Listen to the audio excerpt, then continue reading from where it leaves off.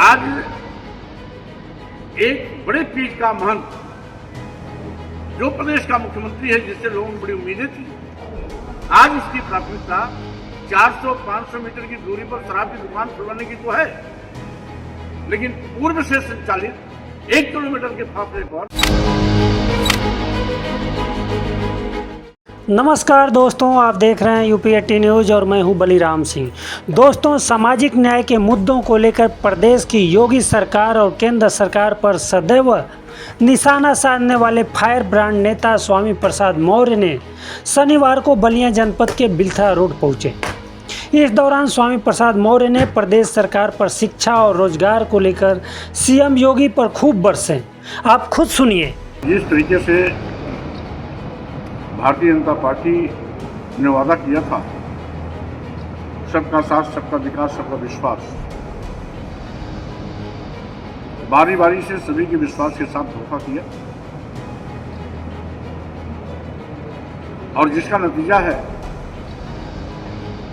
कि भाजपा की double engine सरकार की गलत नीतियों के चलते देश का करोड़ों नौजवान बेरोजगार हो गया। जब से भाजपा सरकार आई है, नौजवानों को सरकारी नौकरियां मिलना दुभर हो गई। नतीजा है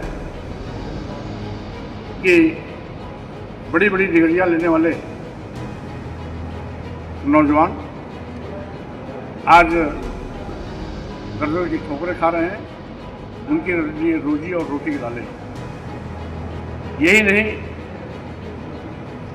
गरीबी का आलम यह है कि 140 करोड़ की आबादी में 80 करोड़ लोगों की जिंदगी 5 किलो 10 किलो चावल पे आके ठिठक गई।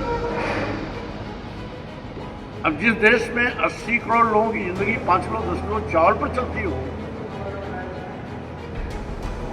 वो भारत कितना गरीब, लाचार, बदहाली और कंगाली की जिंदगी जी रहा है, इससे अंदाजा लगाया जा सकता है। महंगाई आसमान पर है, जिससे आम लोगों का जीना दुर्भर हो गया। किसानों को लाभकारी मूल्य देने का वादा करने के बावजूद भी आज तक किसानों को लाभकारी मूल्य नहीं दिया। यही नहीं, पिछले 4 साल से धरनारत किसानों की एक ही मांग है कि अगर सरकार लाभकारी मूल्य नहीं दे रही है तो हमारे उत्पाद का न्यूनतम समर्थन मूल्य दे दिया जाए। सरकार वो भी नहीं दे रही। छुट्टा जानवर किसानों की फसल चल के चौपट कर रहे हैं। योगी सरकार उस पर भी प्रभावी नियंत्रण करने में असफल रही। आज राइट टू एजुकेशन एक्ट के मुताबिक 6 साल से 14 साल के बच्चों को अनिवार्य एवं निःशुल्क शिक्षा दिया जाना सरकार की जवाबदेही। लेकिन सरकार अपनी जवाबदेही भी नहीं सुनिश्चित कर पा रही है और 27,764 स्कूल बंद करने का फरमान जारी किया। ये जबकि अपनी जनता पार्टी ने प्रदेश मुख्यालय, सभी जिला मुख्यालय और विकास खंडों में इसका कड़ा विरोध किया।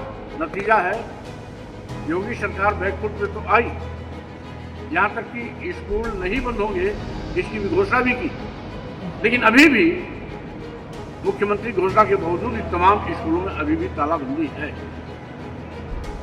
यानी आज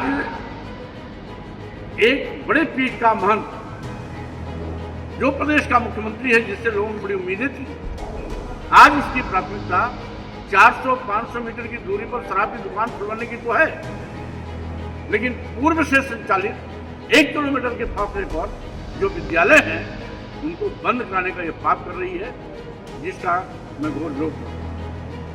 साथ ही साथ आज पूरी केंद्र और प्रदेश की सरकार अराजकता की शिकार बन गई। एको अहम द्वितीयो नाथ। केंद्र में प्रधानमंत्री मोदी जी के अलावा सारे कैबिनेट मंत्री हाथ पे हाथ रखे बैठे रहते हैं, तो उत्तर प्रदेश में माननीय मुख्यमंत्री के अलावा सारे मंत्री रोना रोते रहते हैं। अब तक आधा दर्जन से ज्यादा मंत्रीगण अपना रोना इस बात का रोते हैं कि विभागीय अधिकारी हमारी बात नहीं सुनते। तो स्वाभाविक रूप से जिस सरकार के मंत्री इस बात का रोते हैं कि अधिकारी हमारी बात नहीं सुनता, तो आम जनता की कितनी सुनवाई होती होगी, इससे इसका अंदाजा लगाया जा सकता है। विशेष रूप से उत्तर प्रदेश में पूरी की पूरी कानून व्यवस्था पूरी तरीके से ध्वस्त हो चुकी है। प्रदेश जंगल राज बन गया है। गुंडे, माफिया, अपराधी बेखौफ कानून की धज्जियां उड़ा रहे हैं। आए गए दिन विशेष रूप से SC, ST, OBC पर बड़े पैमाने पर जनजातीय अत्याचार की घटनाएं बढ़ी हैं। पूरे प्रदेश में रोजाना कम से कम 4-5 जिलों में जरूर इस प्रकार की सूचना आती है, कहीं न कहीं SC, ST, OBC के नौजवान की हत्या हो रही है, तो कहीं किसी दलित आदिवासी पिछड़े समाज की महिला बलात्कार दुराचार की शिकार बनाई जा रही है। घटना करने वाले अपराधियों के खिलाफ सरकार कार्रवाई करने के बजाय पूरी ताकत उनको बचाने में लगती है, क्योंकि अपराधी ज्यादातर कहीं न कहीं भाजपा के सुरक्षित लोग हैं, कहीं कार्यकर्ता हैं, कहीं पदाधिकारी हैं, कहीं नेता हैं, कहीं उनके सुरक्षित अपराधी हैं। और यही कारण है कि अपराधी बेखौफ कानून की धज्जियां उड़ा रहे हैं।